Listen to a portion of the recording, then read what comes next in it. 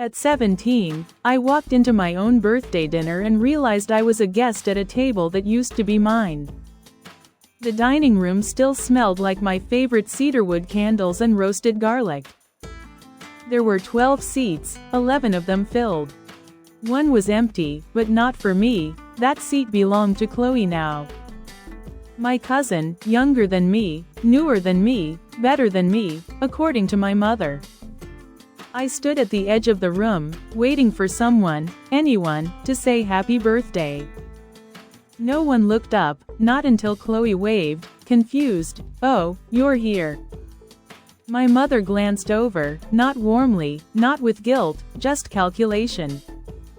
"I didn't think you'd come," she said flatly. "This wasn't really meant for you." My voice came out steadier than I expected. "Why is she sitting in my place?" My brother Marcus didn't even pause his fork. "You're not on the board, Nora, haven't been for a year." Dad updated the will. "You should have read your emails." I blinked. "What will?" Silence. Chloe reached for the bread basket, avoiding my gaze. My mother didn't answer. Instead, she poured herself a glass of wine and said, "Let's not ruin the evening." I walked out, still wearing the gold bracelet Dad gave me when I was 13, the one engraved, "Legacy First." I didn't cry. I opened my laptop that night and tried logging into the family trust portal. Invalid user. My own name didn't work anymore. And in that moment, I realized they weren't ignoring me, they had erased me. 9 years later, I wasn't planning to go home. Not for the holidays, not for my mother's birthday, not for anything. I was folding napkins at the back of a banquet hall in Boston, halfway through a double shift, when my phone buzzed. Subject: Bellamy Foundation Gala Final Confirmations. I almost deleted it, but something in me, muscle memory maybe, opened it. The sender was Danielle at bellamytrust.org. I hadn't seen that domain in years, not since I was still on the list. I scrolled. Attached, a glossy event flyer, 3 tiers of headshots, all smiles. A sea of last names I used to call family, and there, second row, center, was Chloe.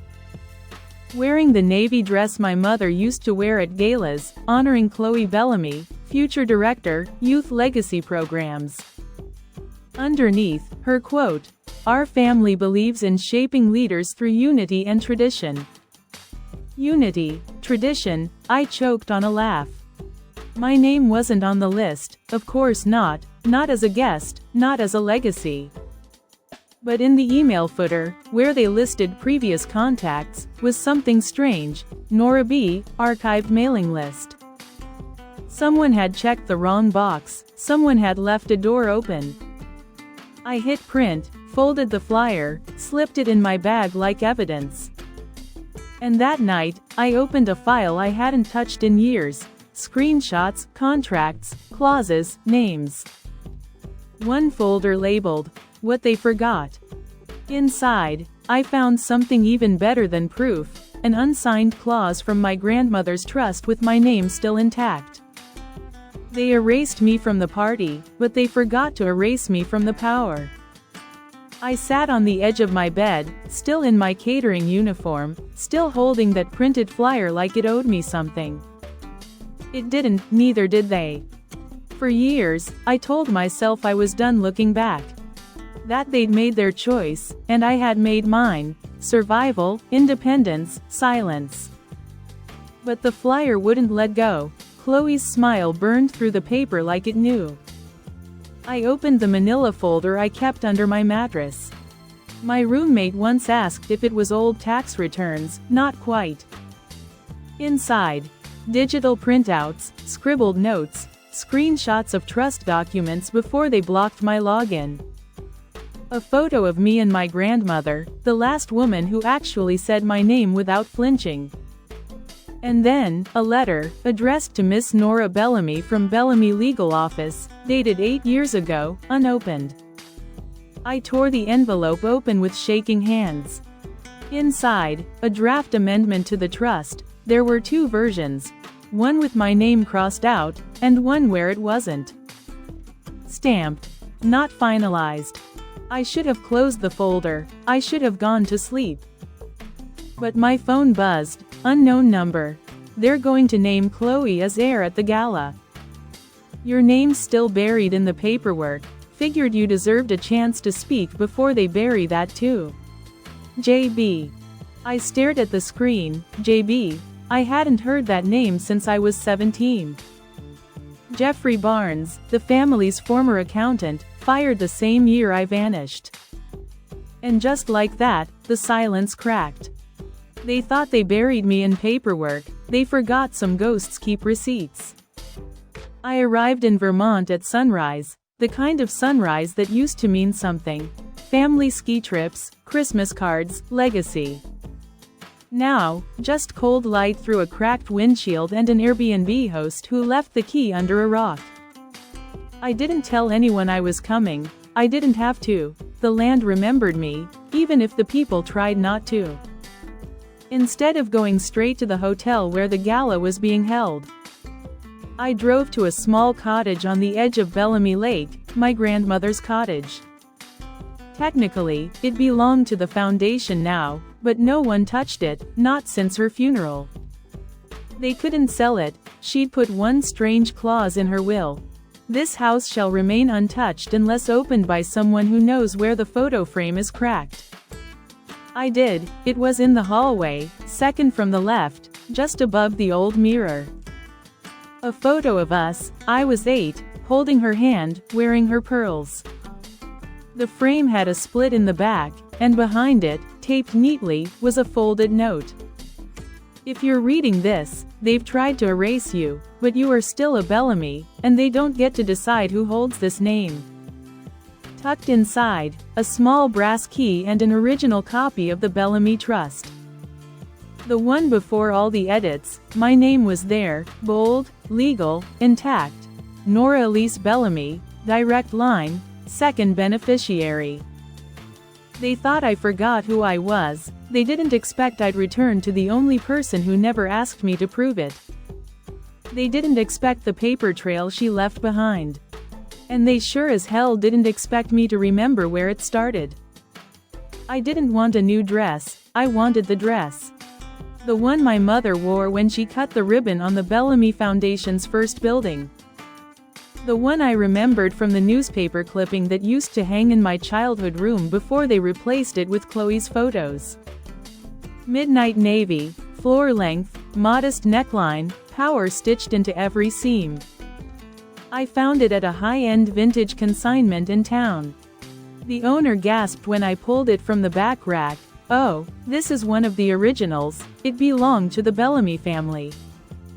I smiled, soft, "Yeah, I know." I didn't correct her when she said it used to be Chloe's grandmother's dress, because technically, it was. But it was mine now. I rented a room at a small inn 2 blocks from the gala venue. Didn't bother with valet or red carpet treatment. I wasn't walking in through the front. I called in a favor. A makeup artist I'd once served wine to at a Boston fundraiser. She owed me. She made me look like memory, not modern, not trendy, but recognizable. Like a photo frame someone shoved in a drawer but couldn't bring themselves to throw away. Before leaving, I tucked 2 things into my clutch.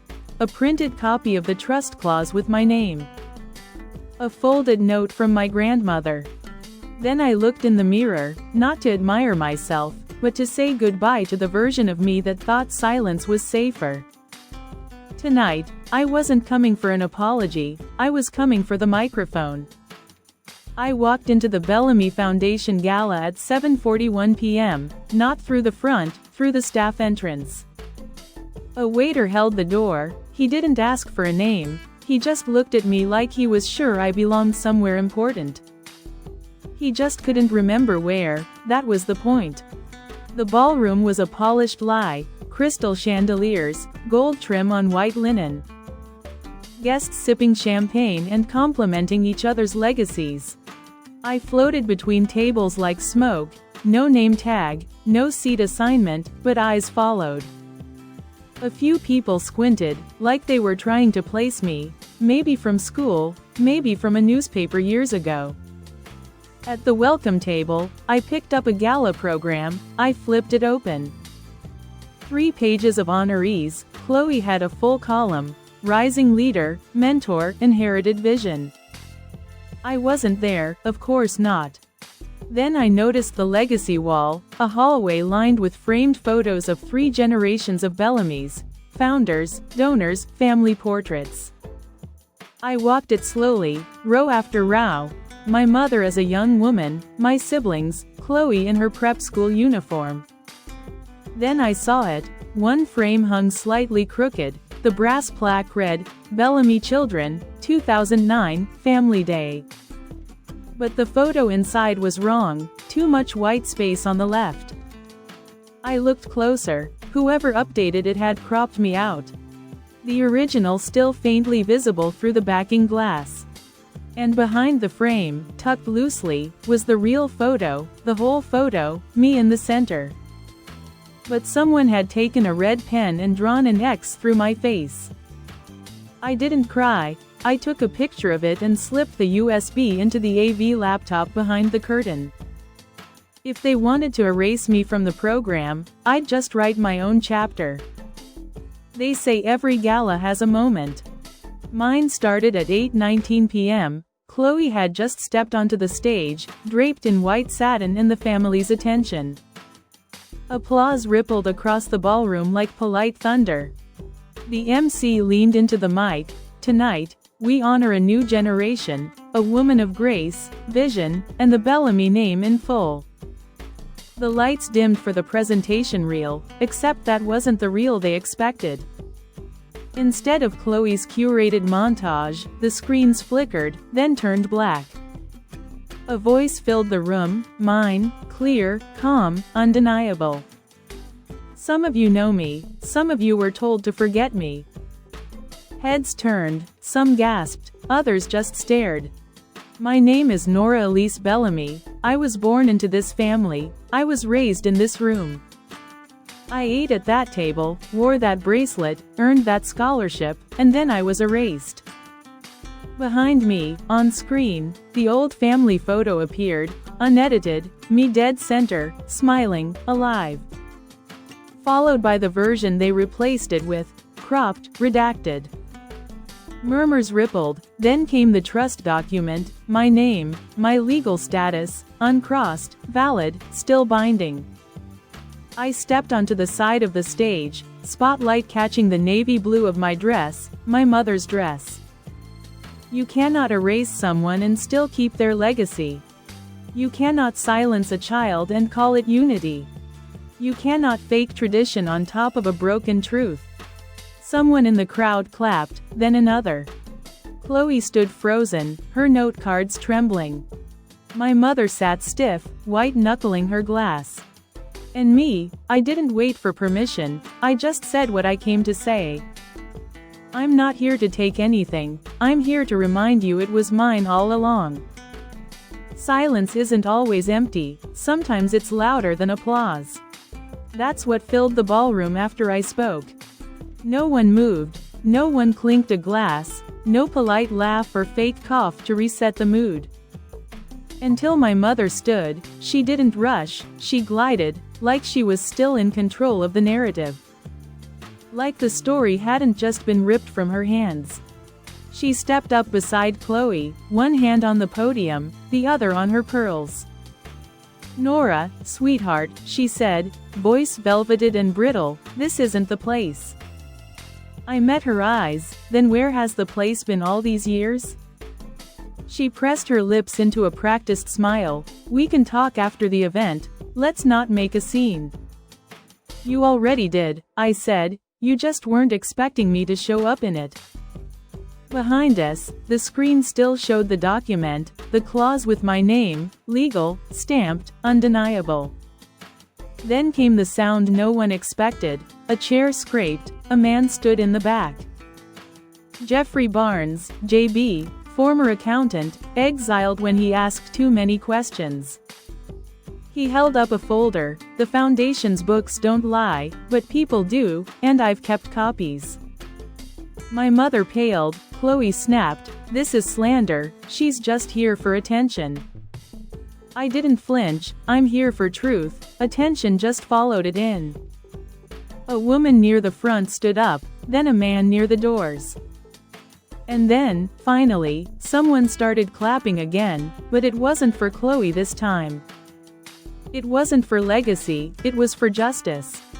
And justice didn't come with hugs and handshakes, it came with files, with names, with weight. Not an apology, a gavel. The morning after the gala, my phone rang 4 times before I'd even poured my coffee. Unknown number, voicemail, repeat. By noon, I had 11 missed calls, 9 were from my mother. The first voicemail started polite, "Nora, it's your mother, let's not let last night get out of hand." The next, "You don't understand the pressure we were under, your father, he thought it was best for everyone." The sixth message cracked, "You're not the only one who was hurt, you know." I didn't reply. My sister Sarah sent a message instead, no greeting, no explanation, just a PDF attachment, cease and desist. Apparently, reclaiming your name is now grounds for defamation. Chloe, she skipped the legal route, she took to Instagram. A photo of her in a stark white suit, captioned, "Legacy isn't stolen, it's earned, we rise, we don't beg." Bellamy strong, thousands of likes. One very strategic comment pinned. "Funny how some people show up only when there's money involved." That one from my cousin Ethan. But none of it mattered because 24 hours later, an anonymous folder appeared on a public drive, Bellamy Gala Internal. Inside, email threads, expense reports, grant reroutings, Chloe's signature on invoices tied to creative development consultants who didn't exist. Someone had leaked the skeletons, and it wasn't me. Jeffrey Barnes, or someone like him, had lit the match. I didn't need to fight, I just needed to stand still and let their own fire find oxygen. And in the background, my mother's 12th voicemail, "Please, Nora, they're talking investigation, you can stop this." I pressed play, then delete. When I was 17, I used to scribble my name in notebooks just to remember it was mine. Nora Elise Bellamy, not that girl, not the one we don't talk about. Not a line to be deleted in red pen, just me. 9 years later, I trademarked it, the Nora Fund, not Bellamy, not in partnership, just Nora. A non-profit for young women erased by their own families, kicked out, cut off, or conveniently forgotten. The website went live exactly 1 week after the gala. I didn't take their board seat, didn't respond to the press release they issued claiming, "The Bellamy family is undergoing internal realignment."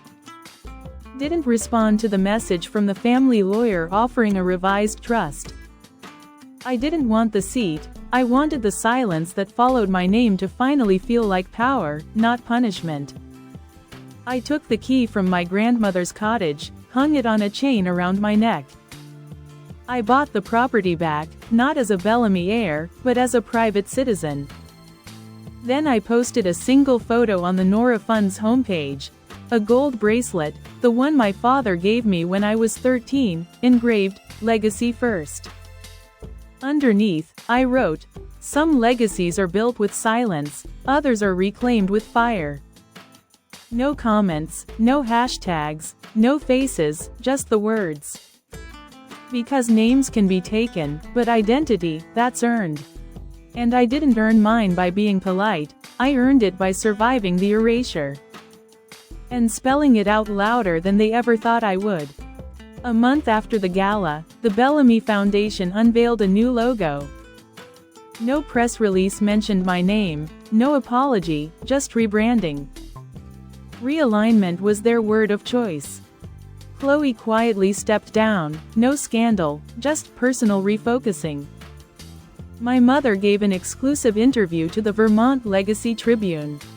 She wore pale blue, sat in her formal living room, and said with a trembling smile, "Family is complicated, but we're healing. We've always been a family that heals." I didn't correct her. I didn't release a statement. I didn't need to. I was already gone, not hidden, not erased, just beyond reach. They could keep the Bellamy name. I had no interest in sharing a label with people who wore it like armor while sharpening knives behind it. My name, Nora, meant something again, and it meant more without them. I gave my grandmother's pearls to a girl named Jada, a scholarship recipient from the first round of the Nora Fund. She called me Ms. Bellamy. I smiled, shook my head, just Nora. That's what they never understood. I didn't want the throne, didn't need their seat at the table. Didn't care about applause in marble rooms or handshakes from ghosts. I just wanted my voice back, and now that I had it, I didn't need to shout. I could whisper, and the walls would still remember. The gala faded, the nameplate changed, the press moved on. But silence stayed, not the kind they used to punish me, the kind I chose.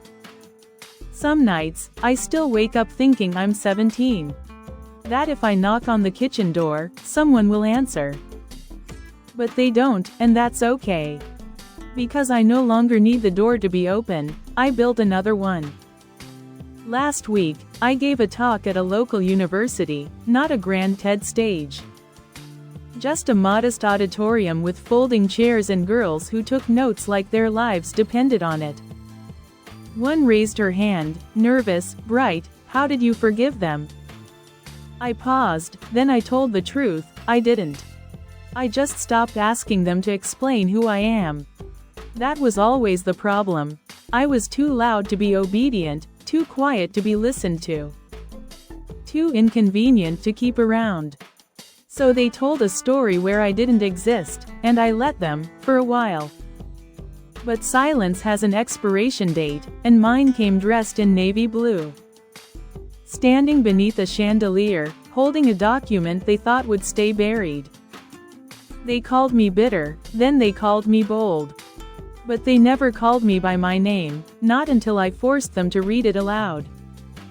So here it is, my name is Nora Elise Bellamy. And this was the final word they never thought I'd speak. They erased me, so I returned with the final word.